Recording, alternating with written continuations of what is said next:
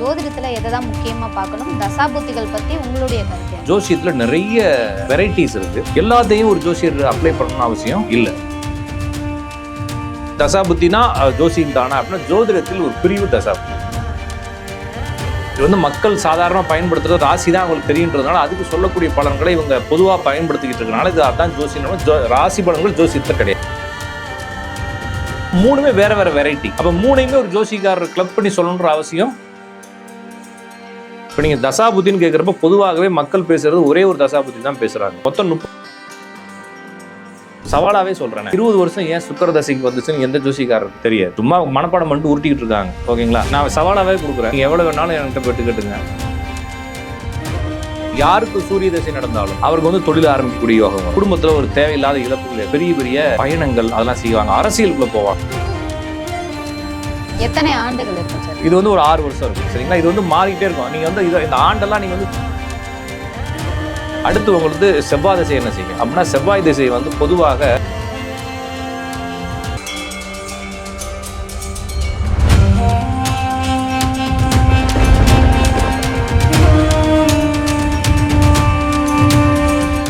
தமிழ் பக்தி நேயர்களுக்கு வணக்கம். இன்றைய நேர்காணல்ல ராஜநாடி பார்த்திபன் சார் நம்ம கூட இணைச்சிருக்காங்க, பேசலாம். வணக்கம் சார். வணக்கம். நேர்ல சார், பொதுவாக ஜோதிடத்தில் டெய்லி ராசி பலன் போடுவாங்க, வார ராசி பலன் பார்ப்பாங்க.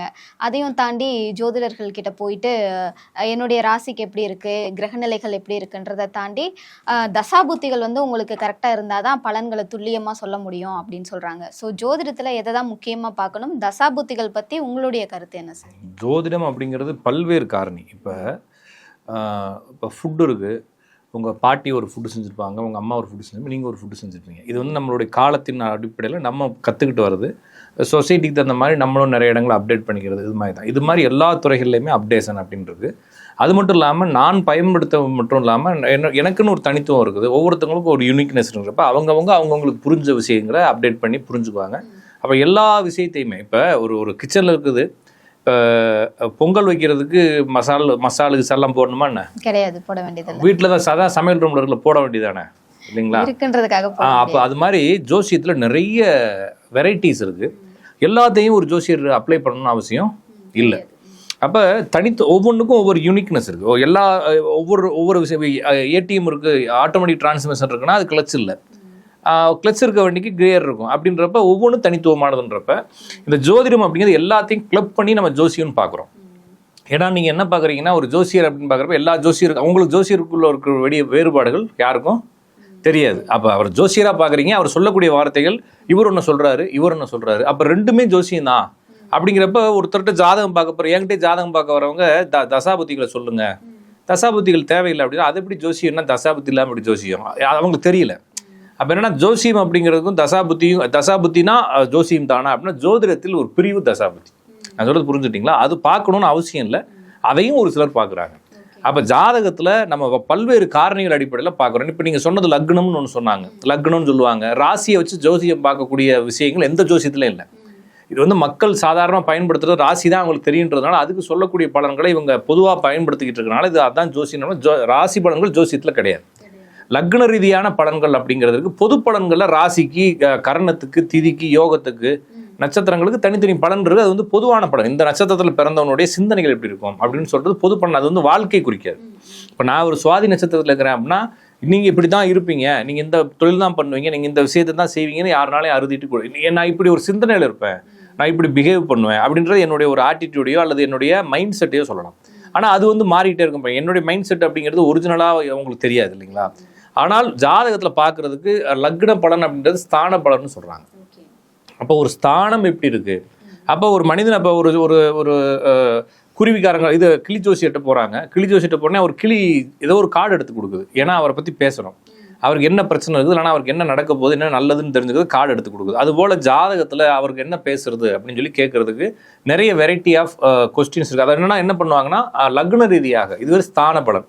அப்போ உங்கள் ஜாதகத்தை எடுத்து வச்சுக்கிட்டு உங்களுடைய ஸ்தானத்தில் லக்னம் எப்படி இருக்குது, 2ஆம் இடம் எப்படி இருக்குது, 3ஆம் இடம் எப்படி இருக்குன்றதை வச்சு உங்களுக்கு பலன் சொல்லுவாங்க. இதில் எந்த கிரகம் எங்கே உட்காந்துருக்குன்ற அடிப்படையில் அவங்க வெயிட்டேஜ் பார்க்குறது வந்து அது எந்த பாவத்தினுடைய அதிபதி. இப்போ லக்னாதிபதியா, 2ஆம் அதிபதியா, 3ஆம் வீட்டு அதிபதியா, 4ஆம் வீட்டு அதிபதியான்ற அளவில் தான் இருக்கும். ஒருவேளை சனி 4ஆம் வீட்டு அதிபதியாக இருந்தாலும் அவர் தான் மண்மனை வீடு வாகன சுகங்களை கொடுக்கக்கூடிய ஆதிபத்தியம் பெற்ற கிரகம்னு சொல்றாங்க. ஆனால் இது வந்து பாவக்காரகம், இது பேர். இது வந்து லக்னத்துல இருந்து ஆரம்பிச்ச ஒரு கணிதம். இது வந்து தேவையில்லை. கிரக காரகங்கள் வரும்போது டைரக்டா சந்திரனே வந்து மண்மனை வீடு வாகன சுகத்தை கொடுக்கும். அவர் எத்தனாவது வீட்டு அதிபதியா இருந்தாலும் அதை பத்தி நமக்கு கவலை இல்லை. இதுல என்னன்னா, அவர் எந்த காரகத்தை பெற்றிருந்தாலும் அதை பத்தி கவலை இல்லை. அவர் என்ன வீட்டினுடைய அதிபதி, ஆதிபத்தியத்தை தான் இவங்க பாக்குறாங்க. இந்த பக்கம் இருக்கிறவங்க அவர் ஆதிபத்தியம் என்னவா இருந்தாலும் நம்மளுக்கு அதை பத்தி கவலை இல்லை. அவர் 8ல உட்கார்ந்தாலும் சரி, 7ல உட்கார்ந்தாலும் சரி, 9ஆம் வீட்டு அதிபதியா இருந்தாலும் அதை பத்தி கேர் எடுக்க தேவையில்லை. நம்மளை பொறுத்தளவுக்கு சந்திரன்றவர் இந்த விஷயத்தை செய்யறவர், சுக்கிரன்ற இந்த விஷயத்தை செய்யறன்னு சொல்லி இவங்க ஒன்று சொல்றாங்க. இன்னொரு பார்ட் என்ன இருக்குன்னா, ராசி அதிபதிகள், அப்புறம் ராசிகள். அப்ப இந்த ராசியில ஒரு கிரகம் இருந்தாலும் இந்த ராசி ஆக்டிவேட் ஆயிரும். அப்ப கிரகத்துக்கும் பவர் இல்ல, பாவத்துக்கும் பவர் இல்ல, ராசிக்கு தான் பவர்னு. இது என்னன்னா, மூணுமே வேற வேற வெரைட்டி. அப்ப மூணையுமே ஒரு ஜோசிக்காரர் கிளப் பண்ணி சொல்லணுன்ற அவசியம் இல்லை.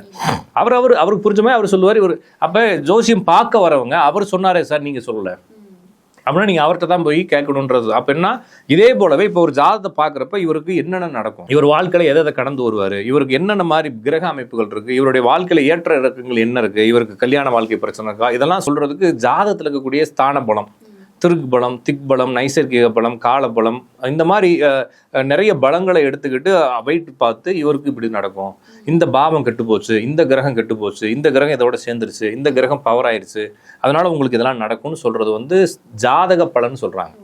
அது வந்து கோரான்னு சொல்றாங்க. சரிங்களா? அதுக்கப்புறமா இது நடக்கும் அப்படின்னு சொல்றதை விட்டுட்டு இது எப்போ நடக்கும்னு சொல்றதுக்கு தாஜிகம்னு சொல்லப்படக்கூடிய டிரான்சிட், அதாவதுங்க இந்த பலன்கள் எப்போ ஈவெண்ட்டா வரும், இது இருக்கு. ஆமா, இவருக்கு 2 கல்யாணம் இருக்கு, இவருக்கு எப்போ கல்யாண வாழ்க்கையில பிரச்சனை வரும், எப்போ 2 கல்யாணம் ஆகும், எப்போ இதெல்லாம் நடக்கும்னு தெரிஞ்சுக்கிறதுக்கு நீங்க என்ன பண்ணணும்னா, அந்த ஜாதகருடைய அந்த கால ஓட்டத்தை புரிஞ்சுக்கணும். அதுக்கு வந்து 2 வகைகளை பயன்படுத்துறாங்க. ஒன்று கோச்சாரம், ஒன்று தசாபதி.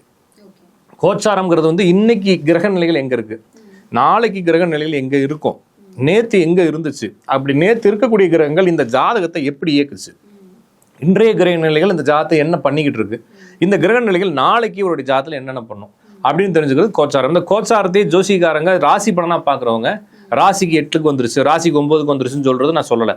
ஒவ்வொரு கிரகத்திற்கும் இந்த கிரகம் எந்த ராசிக்கு வந்திருக்கு, எத்தனாவது இடத்துக்கு வந்திருக்கு அப்படின்னு தெரிஞ்சுக்கிறதுக்கு கோச்சாரம் பார்க்குறாங்க. அடுத்து தாஜிகத்தில் வந்து தசகண்டீஸ்வரன் சொல்லுவது வந்து இது தசாபுத்திகளை சொல்லுது. இப்போ நீங்கள் தசாபுத்தின்னு கேட்குறப்ப பொதுவாகவே மக்கள் பேசுறது ஒரே ஒரு தசாபுத்தி தான் பேசுகிறாங்க. மொத்தம் 32 வகையான தசாபுத்திகள் இருக்கு. அதில் காலசக்கர தசா, சக்கர தசா, விம்சோத்திரி தசா, சோடச சோத்திரி, அட்டச சோத்திரி. இப்போ நம்ம பயன்படுத்துகிற விம்சோத்திரி. விம்சோத்திரிங்கிறது வந்து 120ன்ற சமஸ்கிருத வார்த்தையினுடைய பெயர்.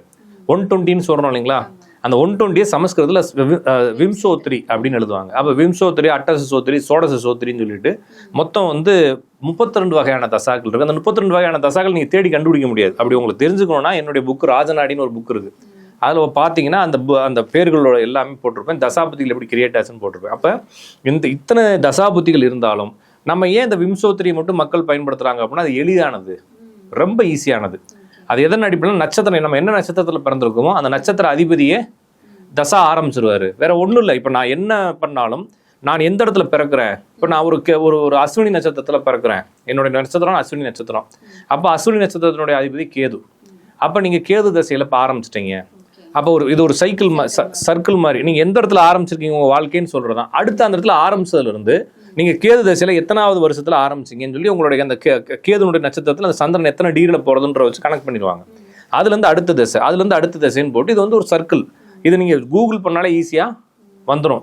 ஆனால் இதில் என்ன சொல்கிறாங்கன்னா, ஒவ்வொரு தசா அதிபதிகளும் அல்லது ஒரு புத்திநாதனும் தசாநாதனும் அந்த ஜாதகத்தில் அமர்ந்திருக்கக்கூடிய பாவ அடிப்படையிலாம் வேலை பார்ப்பாங்க. ஒருவேளை அந்த ஜாதகத்தில் அவங்க வந்து சரியாக அமரலை, தவறாக அமர்ந்தான் தவறான பலன்களையும், சரியாக அமர்ந்தால் சரியான பலன்களையும் கொடுப்பாங்கன்னு ஜோசியம் நம்புது. ஆனால் அது எனக்கு அதில் உடன்பாடு கிடையாது.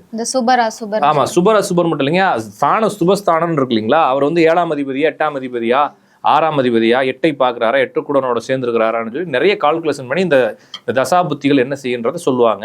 இதில் எனக்கு உடன்பாடு இல்லை. ஏன்னா அவங்க என்ன சொல்கிறாங்கன்னா, ஒன்று நல்லது செய்யும், இல்லைன்னா கெட்டது செய்யும் சொல்கிறாங்க. ஒரு தசாபுத்தி நடந்துச்சுன்னா 2ஐயும் தான் செய்யும். அப்போ ஒரு கிரகம் என்ன தசாபுத்தி நடந்தாலும் அவர் எந்த இடத்துல இருந்தாலும் ஒரு 2ஐயும் செய்யும். அந்த 2ஐயும் செய்வதில் கூட குறைச்சி இருக்கிறது அவங்களுடைய ஜாதத்தில் அந்த கிரகம் எங்கே இருக்குன்றதை பொறுத்தான். இப்போ ஒரு ஜாதத்தில் சூரியன் வந்து உச்சமோ, அல்லது சூரியன் வந்து நீசமோ, அல்லது சூரியன் வக்ரமோ, சூரியன் பரிவர்த்தனையோ அப்படி இருக்குது அப்படிங்கிறப்ப அவருக்கு சூரிய தசை நடந்தால் அவங்க அப்பாவை காலி பண்ணும். ஒருவேளை அவர் ஜாதத்தில் சூரியன் பவராக இல்லை, ஆனால் சூரிய தசை நடக்குதுன்றப்ப அவங்க அப்பாவுக்கு சின்ன சின்ன இடையூறுகளை கொடுத்துட்டு போயிருமே தவிர காலி பண்ணணும்னு அவசியம் இல்லை. அப்போ ஜாதகத்தில் அப்பா இழக்கணுன்ற அமைப்பு இருக்கும் பொழுது சூரிய தசை நடந்தால் அப்பா இழந்துருவாங்க. ஜாதகத்தில் அப்பா இழக்கிறதுக்கான வாய்ப்புகள் ஜாதகத்தில் இல்லை. அப்படிங்கிற சூரிய தசை சூரிய புத்தி நடந்தால் அப்படி நடக்கிறதுக்கு வாய்ப்புகள் கிடையாது. அவ்வளோதான். அப்போ நம்ம புரிஞ்சுக்க வேண்டியது அதுதான்.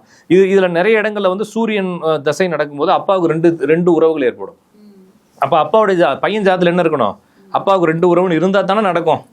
அப்போ வெறும் சூரிய தசை தான் நடக்குது உங்களுக்கு, உங்கள் அப்பாவுக்கு இப்படி ஆகும்னு நம்ம சொல்கிறதுக்கு இல்லை. அப்போ என்னென்னா ஜாதகத்தில் என்ன நல்லது இருந்தாலும் நடக்கும். அப்போ ஒரு ஜாதகத்தில் சூரியன் கெட்டு போயிருக்கு, அதாவது கெட்டு போயிருக்கிறப்ப ஏதோ ஒன்று ஆயிருக்கு, அவங்க அப்பாவுக்கு 2 திருமணமோ 2 விஷயமோ இல்லைனா அவங்க அப்பா தவறுன்னு இருக்குது அப்படின்னா அது நடக்கும். அதே ஏக காலத்திலேயே அங்கே அந்த பவர் இருந்தால் தான் சூரியன் பவரானதான் அவங்க அப்பா தவறுவார். அப்போ சூரியன் பவராகும்போது டிஃபால்ட்டாகவே ஒரு பிஸ்னஸோ அல்லது அரசு வழியான அரசியல் சம்மந்தமான பதவிகளோ ஒரு கிடைக்குன்னு இருக்கும். அப்போ திடீர்னு பார்த்தீங்கன்னா அவங்க அப்பா இருப்பார், இவருக்கு ஒரு வேலை கிடைக்கும், ஆனால் ஒரு பிஸ்னஸ் ஆரம்பம். அப்போ ரெண்டுமே நடந்துடும். அப்போ ஒரு கிரகம் தசா காலங்கள்லையோ அல்லது புத்தி காலங்கள்லையோ 2 ஈக்குவல் தான். அப்போ ஒரு கிரகத்தினுடைய பவர்ஃபுல்லான விஷயங்கள் எல்லாமே நடக்கும். அப்போ அந்த கிரகத்தினுடைய காரகங்கள் மொத்தமும் அந்த காலங்களில் நடக்கும். அது மட்டும் இல்லாமல் ஒரு ஜாதகத்தில் நிறைய கிரகங்கள், ஒரு 5 கிரகங்கள் பவர்ஃபுல்லாக இருக்குது, அவருக்கு வந்து எல்லா தொழிலும் செய்யக்கூடிய யோகம் இருக்குன்னா அவர் கரெக்டாக அந்த தசாபுத்தி ஆரம்பிக்கிறப்ப அந்த தொழில் ஆரம்பிப்பார். ஆனால் அவர் ஜாதத்தில் இருக்கணும். அங்கே வந்து செவ்வாய் வந்து பவராக இருக்கணும், புதன் பவராக இருக்கணும். அப்படி இருக்கும்போது புதன் தசையோ செவ்வாய் புத்தியோ செவ்வாய் தசையோ புதன் புத்தியோ நடக்கிறப்ப திடீர்னு ஒரு மெடிக்கலுக்குள்ளே போவார். அது வரைக்கும் ஃபுட்டில் இருப்பார். அப்படிதான் நம்ம புரிஞ்சுக்கணும். அப்போ என்னன்னா தசா காலங்கள் புத்தி காலங்கள் அப்படிங்கிறது ஒரு மனிதனுடைய ஈவெண்ட்டை ஃபிக்ஸ் பண்ணுறது அது ஜாதக அடிப்படையில் தான். அது மட்டும் இல்லாமல் இந்த தசாபுத்தியை பார்க்கணும்னு அவசியமும் இல்லை. அதாவது தசாபுத்தி பார்த்தா ஜோசியம் சொல்லணும்னு அவசியம் இல்லை. நிறைய பேர் வந்து ஒரு ஜோசியரும் தசாபுத்தி பார்க்கணுன்றாங்க. நான் தசாபுத்தியை பார்க்க தேவையில்லைன்னு சொல்கிறேன். அது எனக்கு மொட்டிலுமே முரண்படுற. அதில் இருந்து தசாபுத்தி தேவையில்லை. வெறுமனே பிறந்த தேதியில் ஜாதகத்தை போட்டு ஜாதகத்தை எடுத்துக்கிட்டு அந்த ஜாதகத்தில் எந்தெந்த இடத்துல என்னென்ன கிரகம் இருக்கோ அதுக்கு 1-7 போல இன்றைய கிரகங்கள் போனால் அந்த கிரகங்கள் ஆக்டிவேஷன் ஆகும். அந்த காலங்களில் இந்த கிரகங்களுடைய பாசிட்டிவ் நடக்கும், நெகட்டிவ் நடக்கும் அப்படின்னு சொல்லி நம்ம கோச்சாரங்கள் வச்சு என்ன செஞ்சிடலாம், ஒரு மனிதனுடைய மொத்த வாழ்க்கையும் குறிச்சிடலாம். கோச்சாரங்கள் வந்து பெர்ஃபெக்ட் ஆகும், தசா புத்தி ஒரு குத்து மதிப்பாகவும் சில பலன்களை சொல்லுவோம். அப்படின்றப்ப சில கிரக இப்போ பொதுவாக யாருக்கு சூரிய தசை நடந்தாலும் அவருக்கு வந்து தொழில் ஆரம்பிக்கக்கூடிய யோகம் வரும். குடும்பத்தில் ஒரு தேவையில்லாத இழப்புகள் ஏற்படுத்தும். அதே போல் ஏதோ ஒரு கோயில் யாத்திரைகள், பெரிய பெரிய பயணங்கள் அதெல்லாம் செய்வாங்க, அரசியலுக்குள்ளே போவாங்க, குழந்தை பிறக்கிறதுக்கான அமைப்பு, புதிய வாகனங்கள், வீடுகள், சொத்துக்கள் வாங்கக்கூடிய அமைப்புகள் இதெல்லாம் நடக்கும். குடும்பத்தில் வந்து ஏதோ ஒரு தவறான விஷயங்கள் நடந்துக்கிட்டு இருக்கோன்னு ஒரு பயம் ஏற்படும் பூர்வீக சம்பந்தமாக. அப்போ உயிர் மேலே பயம்னு சொல்கிறோம் இல்லைங்களா, நம்ம செத்துருவோமோன்னு பயம் நிறைய பேருக்கு வரும். நம்ம இந்த இதில் போனால் செத்துருவோமோ, நம்மளுக்கு இந்த நோய் வந்துருச்சோ, பைக்கில் எடுத்துகிட்டு போனால் இடிச்சுக்குவோம், இந்த பயங்கள்லாம் சூரிய தசை சூரிய புத்தியில் வரும். இதுதான் சூரியனோட. இது வந்து சூரியன் எங்கே இருந்தாலும் இது நடக்கும். எத்தனை ஆண்டுகள் இருக்கும் சார்? இது வந்து ஒரு 6 வருஷம் இருக்கும். சரிங்களா, இது வந்து மாறிக்கிட்டே இருக்கும். நீங்கள் வந்து இந்த ஆண்டெல்லாம் நீங்கள் வந்து கூகுளில் பார்த்தாலே தெரிஞ்சிடும். இது ஒரு பெரிய மேட்ரு கிடையாது, நான் ஒன்றும் அதை வந்து சொல்லுதில்லை. அப்போ சூரியன் அடுத்து சந்திரன் வந்து பொதுவாகவே வந்து வெளிநாட்டு பயணங்கள், வீடு சொத்துக்கள் வாங்குறது, சொத்தை விட வீடு வாங்குறது, அப்புறம் வந்து இந்த சம்திங் இந்த வெளிநாட்டு குடியுரிமைன்னு சொல்கிறாங்களா, பெர்மனன்ட் ரெசிடென்ஸ், இது வாங்குறது, இந்த மாதிரி விஷயங்கள் நடக்கும். அம்மாவுக்கு கொஞ்சம் உடம்பு பிரச்சனை வரும், சில அவமானங்களை கொடுக்கும். அதே காலத்தில் இவங்க என்ன செய்வாங்க அப்படின்னா அந்த குறிப்பிட்ட காலத்தில் அவங்க ஃபெமிலியர் ஆவாங்க. சரிங்களா, இது வந்து சந்திர தசையிலையும் நடக்கும், சந்திர புத்திலையும் நடக்கும். நான் சொன்னது சூரிய தசை நடக்கும், சூரிய புத்திலையும் நடக்கும், சூரிய அந்தரங்கள்லையும் நடக்கும். அப்போ 9 இப்போ ஒரு குறிப்பிட்ட ஒரு 10 வருஷம் சந்திர தசை இருக்குன்னா அதை 9ஆக போடணும். அந்த 9ஆக போடுறது வந்து ஒவ்வொரு திசை காலங்களுக்கும் ஒவ்வொரு காலங்கள் இருக்கு. அந்த இதில் விகிதாச்சாரத்தில் போடுறப்ப ஒவ்வொரு புத்தி காலங்களுக்கும் இத்தனை காலங்கள் வரும். அதுக்குள்ளே 9ஆக டிவைட் பண்ணி அதனுடைய விகிதாச்சாரத்தில் போடுறப்ப அந்த அந்தர காலங்கள், சூட்சம காலங்கள் பிரியும். இது வந்து சிம்பிள். நீங்கள் வந்து கூகுளில் பார்த்தா தெரிஞ்சதை வந்து நம்ம பேசணும்னு அவசியம் இல்லை. அப்போ என்ன செய்யும் அப்படின்றப்ப சந்திர திசை இதை செய்யும். அடுத்து உங்களுக்கு செவ்வாய் திசை என்ன செய்யும் அப்படின்னா, செவ்வாய் திசை வந்து பொதுவாக நண்பர்களை உங்களுக்கு காட்டி கொடுக்கும். நிறைய வீட்டில் ஏதாச்சும் முக்கியமான ஆப்ரேஷன் நடக்கும். ரொம்ப நாள் ஏதாச்சும் ஒரு பிரச்சனை இருந்துகிட்டே இருக்கும் குடும்பத்தில். ஒரு சின்ன ஆப்ரேஷன் திடீர்னு அம்மாவுக்கோ அப்பாவுக்கோ யாருக்காச்சும் வரும், பெரிய ஏமாற்றங்களை கொடுக்கும். அதே சமயம் சொத்துக்கள் சேர்க்கறது, வழக்குகளை முடிச்சுக்கிறது, அதே மாதிரி பணங்கள் ஏதாச்சும் பிரச்சனை இருந்தால் செட்டில் பண்ணிட்டு வெளியே வந்துடுறது, இந்த மாதிரி பிரச்சனைகளுக்கு சரி பண்ணிவிடும். பெண்களாக இருந்தால் குடும்பத்தில் ஏதாச்சும் ஒரு சிக்கலை ஏற்படுத்தும். பெருசாக சொல்ல வேண்டியது பெண்களுக்கு இது தொந்தரவு கொடுக்கும் செவ்வாய் தசை. உடல் ஆரோக்கியத்தையும் நட்பு ரீதியான சிக்கல்களையும் கொடுக்கும் செவ்வாய் தசை. அடுத்து ராகு திசை என்பது பொதுவாக இன்ஃபெக்ஷன் ஆகுறது அல்லது பெருசாக ஏதாச்சும் சாதிக்கணும்னு நினச்சி எதிரியாக போய் காலை விடுறது. இந்த ராகு திசை தான் வெளிநாட்டுக்கு போகிறது, பெருசாக சக்ஸஸ் பண்ணுறது, அதே மாதிரி நிறைய ஒரு மாதிரி ரொம்ப ரொம்ப எதிர்பார்த்து போய் ஏதாச்சும் ஒன்று மாட்டிக்கிறது, இந்த மாதிரி விஷயங்கள் நடக்கும். இல்லீகல் அஃபேர்னு இல்லை, இல்லீகல் ஆக்டிவிட்டிக்குள்ளே போவாங்க. ஓகேங்களா, இல்லீகல் ஆக்டிவிட்டிக்குள்ளே போவாங்க. ஏன்னா ஆசைப்பட்டுக்கிட்டு எதையாச்சும் ஒன்று செய்யணும்னு நினைப்பாங்க. இது கொஞ்சம் நடக்கும். அடுத்து வந்து உங்களுக்கு குரு தசை அப்படிங்கிறது வந்து பொதுவாக குரு தசையில் மரணங்கள் நிகழும். அது வந்து குடும்பத்தில் யாருக்காச்சுமோ நடக்கலாம். அல்லது வந்து குரு தசையில் அசிங்கங்களும் நடக்கும். நிறைய அஃபேர் நடக்கிறது. நீங்கள் சொன்னீங்களா, illegal affair, external marital affair, ஏதாச்சும் ஒரு விஷயத்துல போய் மாட்டிக்கிறது, அவமானப்படுறது, இந்த மாதிரி விஷயங்கள் நடக்கும். ரொம்ப நாள் குழந்தை பிறக்காதவங்களுக்கு குழந்தை பிறக்கும் குரு தசையில். அதே மாதிரி அவமானப்படுறது எல்லாமே குரு தசை தான். அதுக்கப்புறம் இந்த கட்டிகள் வளர்றது, செரிமான கோளாறுகளை ஏற்படுத்துறதுலாம் அந்த குரு தசையில் நடக்கும். சனி தசை என்பது பொதுவாகவே பூர்வீக பிரச்சனைகளை சரி பண்ணுறது, பூர்வீக சொத்துல போய் நம்ம சேர்ந்துக்கணும்னு நினைக்கிறது, பூர்வீகத்தை பற்றி நினைக்கிறது, இந்த மாதிரி விஷயங்களை செய்யும். சனி தசையில் குடும்பத்தில் யாருக்காச்சும் ஒருத்தவங்களுக்கு மரபு ரீதியான நோய்கள் தோன்றும். நான் செய்வனை வச்சுட்டாங்களோ, தவறுகள் நடந்துருச்சோ, நம்ம வீட்டில் ஏதோ தப்பு நடக்குதோ, இந்த மாதிரி ஒரு குழப்பங்கள்லாம் வந்துகிட்டே இருக்கும். அப்போ அடுத்து வந்து உங்களுக்கு புதன் தசை அப்படிங்கிறது வந்து சொத்துக்கள் வாங்குறது, இது மாதிரி விஷயங்கள் இருக்கும். புதன் தசையில தான் வந்து நம்ம பூர்வீகத்தில் இப்போ ஏற்படுத்திய அந்த வழிபாடுகளை தொடர்றது, இந்த மாதிரி விஷயங்கள் நடக்கும். குடும்பத்தில் பெண்களுக்கு ஏதாச்சும் ஒரு தேவையில்லாத விஷயங்கள் நடக்கும். சொத்து வில்லங்கங்கள் ஏதாச்சும் இருந்துச்சுன்னா முடிவுக்கு வரும். குழந்தைகள், கல்வி, இது மாதிரி விஷயங்களை நல்ல ஒரு அனுகூலம் கொடுக்கும். அடுத்து ஒரு கேது தசை என்பது ஒன்றும் இல்லை, அப்படிலாம் இல்லைங்க. கேது தசையும் ராகு தசையும் ஒன்று தான். ராகு தசை அப்படிங்கிறது ஆசையை கொடுக்கும், கேது தசையில கொஞ்சம் தெளிவுகளை கொடுக்கும். கேது தசை ஆரம்பிக்கிறப்ப இருந்துச்சுன்னா அவன் பிறக்கிறப்பே கொஞ்சம் தெளிவான ஆளாக பிறப்பான். கடைசியில் வந்துச்சுன்னா எல்லா வாழ்க்கையும் முடிச்சுட்டு ரிலாக்ஸாக உட்காந்துட்டு அவங்க வாழ்க்கையை என்ஜாய் பண்ணுவாங்க, அவ்வளோதான். அப்போ என்னன்னா இந்த கேது தசை என்ன செய்யணும்னா அந்த மாதிரி ஒரு குழப்பத்தை, சின்ன சின்ன பிரச்சனைகளை கொடுக்கும். இது கொஞ்சம் சின்னது தான், இருந்தாலும் கொஞ்சம் தெளிவை கொடுக்கும். இதில் வந்து நிறைய பேர் மேலே விரக்திகள், எரிச்சல், யாரையுமே வந்து உடன்படாமல் ஒதுங்கி நிற்கிறது, இந்த மாதிரி விஷயங்களை கொடுக்கும். ஆமாம், அது அப்படி இருக்கிறது இருக்கும். அடுத்து சுக்கிரதசை என்பது பொதுவாக பண விஷயங்களை அதிகமாக கொடுக்குறது, நிறைய ஏமாற்றங்கள் கொடுக்குறது, குடும்ப வாழ்க்கைக்குள்ள சின்ன சின்ன சண்டைகளை கொடுக்குறது, ஓரளவுக்கு ஜாலியாக இருக்கிறதுக்கான முயற்சிகள் பண்ணுறது, வண்டி வாகனங்கள் சேர்க்கறது, இது மாதிரி விஷயங்களை கொடுக்கும். பொதுவாக இந்த தசாபுத்திகள் எல்லாமே எது எங்கே இருந்தாலும் அதை பற்றி கவலைப்பட தேவையில்லை, இந்த விஷயங்கள் நடக்கும். அப்போ இது நடக்கும்ன்றதை பொறுத்து நீங்கள் கோச்சாரத்தில் எப்படி இருக்குன்னு பார்க்கணும். ஒன்று, இப்போ நான் தசாபுத்திகள் சொல்லிட்டதுனால மட்டும் ஜாதகத்தில் அந்த கிரகங்கள் எங்கே இருக்குது, அவருக்கு என்ன ஜாதக அமைப்பு இருக்குன்னு பார்த்து தான் முடிவெடுக்குமே தவிர பொதுவாக நான் சொல்கிறது நடக்கும்.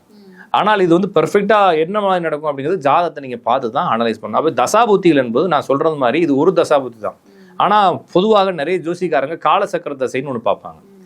பழைய காலத்தில் எனக்கு தெரிஞ்சு சொல்லி கொடுத்தவங்கள பார்த்தாங்க. இப்போ அதெல்லாம் யாரும் பார்க்குறது. ஏன்னா காலசக்கர தசையை வந்து மண்டுக பாய்ச்சல், அந்த பாய்ச்சல், இந்த மாதிரி மொத்தம் தவளை மாதிரியோ, பாம்பு மாதிரியோ, குரங்கு மாதிரியோ பாயும் இந்த கிரகங்கள் அப்படின்னு சொல்லிட்டு மேச செவ்வாய் தசா, ரிஷப செவ்வாய் தசைன்னு சொல்லி ஒவ்வொரு செவ்வாய் தசைக்கு இது வந்து நவாம்ச கட்டங்கள்லேருந்து எடுத்து பிரித்து போடுவாங்க கணக்கு. இது பெரிய பெரிய கணக்கு, குழப்பமான கணக்கு. இதை போட மாட்டாங்கன்றதுக்காக என்ன பண்ணிட்டாங்கன்னா ஈஸியாக நட்சத்திரங்கள் அடிப்படையில் அடுத்தடுத்து கிரக நட்சத்திர வரிசையில் கிரகங்களை போட்டு பிரித்து எடுத்துட்டாங்க. சார், இன்னொரு முக்கியமான விஷயம், சிஎம் விஜய் அவர்களுக்குமே வந்துட்டு இப்போது சுக்ரதசா நடக்கிறதுனால தான் அவர் முதல்வர் ஆகியிருக்காரு.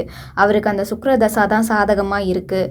அடுத்த 20 வருஷத்துக்கு அவருக்கு அந்த சுக்ரதசா முடிகிற வரைக்கும் 2034 வரைக்குமே இந்த சூழல், அரசியல் களம் அப்படின்றது அவருக்கு சாதகமாக தான் இருக்கும் அப்படின்னு ஜோதிடர்கள் சொல்கிறாங்க. இது பற்றி உங்களுடைய கருத்து என்ன சார்? நிறைய பெரிய பெரிய ஜோசிக்காரங்கெல்லாம் ஒரு சவாலாகவே சொல்கிறேனே, 20 வருஷம் ஏன் சுக்கிரதசைக்கு வந்துச்சுன்னு எந்த ஜோசிக்காரருக்குங்க தெரியாது. சும்மா மனப்பாடம் பண்ணிட்டு உருட்டிக்கிட்டு இருக்காங்க. ஓகேங்களா?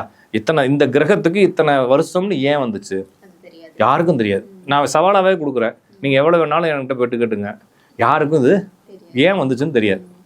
குருட்டடி மனப்பாடம் பண்ணுறோம், அடிச்சு உருட்டுறோன்ற மாதிரி தான் உருட்டுறாங்களே தவிர இதுக்கு லாஜிக் ஏன் வந்துச்சு, ஏன் தசாபுத்திகள்லேருந்து இந்த சந்திரனுடைய ஸ்டேட்டஸ்லேருந்து தசாபுத்தி எடுக்கிறோம், ஏன் வேற எதை பற்றி எடுக்கிறதில்ல. சிலர் வந்து தசாபுத்தி மாதிரி லக்ன நகரம்னு சொல்லி சிலர் பேசுனாங்க. இது ஆரம்ப காலத்துலேருந்து வளர்நிலை ஜோசின்னு சொல்லிட்டு பிஎன்என் பிருகுநந்தி நாடியில் தசாபுத்தி போலவே வந்து குரு நகரம்னு சொல்லுவாங்க. அப்போ குரு வந்து ஒரு வருஷத்துக்கு, இப்போ நான் வந்து 10 வயசுல இருக்கிறேன்னா என்னுடைய ஜாதகத்தில் குருவுக்கு அடுத்து வந்து 10வது இடத்துல குரு வச்சுக்கணும். வருஷத்துக்கு ஒரு வருஷத்துக்கு ஒரு தடவை குரு நகரம், அது வச்சு தான் அவருடைய வாழ்க்கையில் மாற்றங்களை புரிஞ்சுக்க முடியும். இப்போ எப்படி இந்த லக்ன நகர்லாம் நிறைய பேர் சொல்கிறாங்க இல்லைங்களா, இது ஆரம்ப காலத்து பிரச்சனை. இது அதெல்லாம் ஃப்ளாப் ஆகிட்டு தான் விட்டுறாங்க. இதுக்கப்புறம் திருப்பி இது நிறைய பேர் எடுக்கிறாங்க. அப்புறம் லக்ன நகரங்கிறது, அப்புறமா வந்து கிரகங்களே நகரங்கிறது, சனி வந்து 30 வருஷத்துக்கு ஒரு கட்ட நகரம் அப்படிங்கிறது, குருவை தூக்கி பின்னால் கட்டத்தில் போட்டால் போன ஜென்மம், குருவை இங்கேயே போட்டால் இந்த ஜென்மம், குரு அடுத்த ராசியில் போட்டு பலன் சொன்னால் அடுத்த ஜென்மத்துக்கு இந்த பலன் அப்படின்னு சொல்கிறதுலாம் வந்து நிறைய குழப்பங்கள் இருக்குது. இது என்னன்னா மனிதனுடைய வாழ்க்கை இன்னுமே கொஞ்சம் நெருங்கி கொஞ்சம் பெர்ஃபெக்டாக புரிஞ்சுக்கிறதுக்கான முயற்சி தானே தவிர, நான் திருப்பி சொல்கிறேங்க, நான் சொல்லக்கூடிய கோச்சாரமும் சரி, அவங்க சொல்லக்கூடிய தசாபுத்திகளும் சரி, எல்லாமே வந்து ஒரு தோராயமான கடிதம் தான். அனுபவமும் நீங்கள் புரிஞ்சுக்கக்கூடிய தன்மை இருந்தால் தான் அது புரிஞ்சும். அப்படின்றப்ப தசாபுத்திகள் அப்படிங்கிறது பொதுவாகத்தான் செயல்படும். பெர்ஃபெக்டாக செய்யணும்னா கோச்சாரங்களும் ஜாதக ரீதியான அமைப்புகளில் முடிவுகளும் தான் முக்கியம்.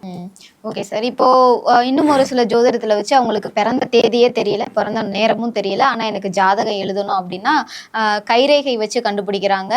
அதுக்கப்புறமா வந்துட்டு என்கேவி ஜோதிட முறைன்னு ஒன்று சொல்கிறாங்க. ராஜநாடி முறையில் அதை கண்டுபிடிக்க முடியும். கைரேகை வச்சு யாராலும் கண்டுபிடிக்க முடியாது. ஓகேங்களா? நான் வேணால் பெட்டு வேணால் கட்டுறேன். ஓகேங்களா? உங்கள்கிட்ட கேட்டு தான் எழுதியிருப்பாங்க. நாடி ஜோதிடம் அதுதாங்க, உங்கள்கிட்ட கேட்டு உங்கள்கிட்ட கேட்காம அவங்களால பிறந்த தேதி எடுக்க முடியாது. ஓலைச்சுவடி வச்சு எடுத்து அதுதாங்க பண்ண முடியாது. அப்படி உங்களுக்கு பிறந்த தேதி தெரியாதுன்னா அவங்களா ஒரு குத்து மதிப்பாக உங்களுடைய வயசை வச்சு போடுவாங்க.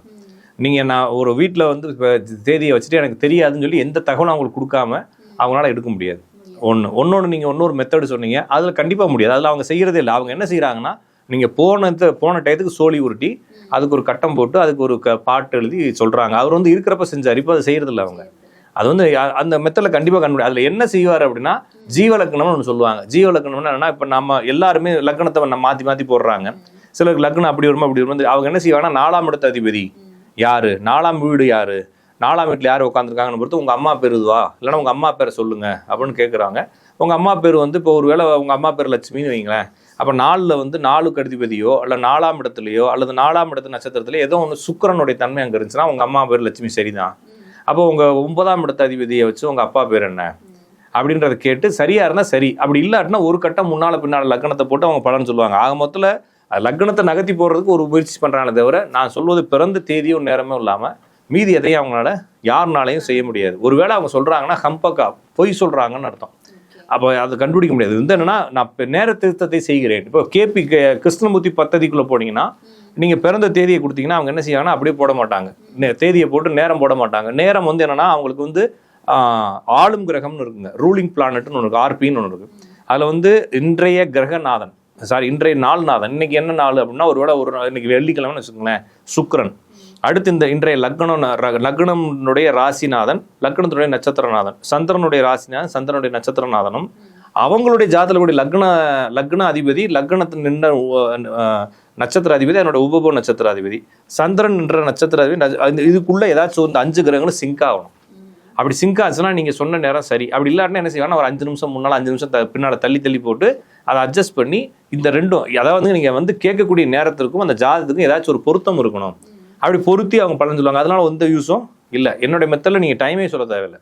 ஏன்னா லக்னத்தை பற்றி நாங்கள் பார்க்கறது இல்லை, நாங்கள் கிரகங்களை தான் பார்க்குறோன்றதுனால சந்திரன் சின்ன மாற்றங்கள் இருந்தால் மட்டும் யோசிக்கணும், மற்ற எந்த மாற்றம் டேட் ஆஃப் பர்த் மட்டும் போதும். அவ்வளோ. கண்டிப்பாக சார், உங்களோட நேரம் ஒதுக்கி ஜோதிடம் சார்ந்த நிறைய விஷயங்கள் பகிர்ந்துக்கிட்டீங்க. நன்றி, வணக்கம்.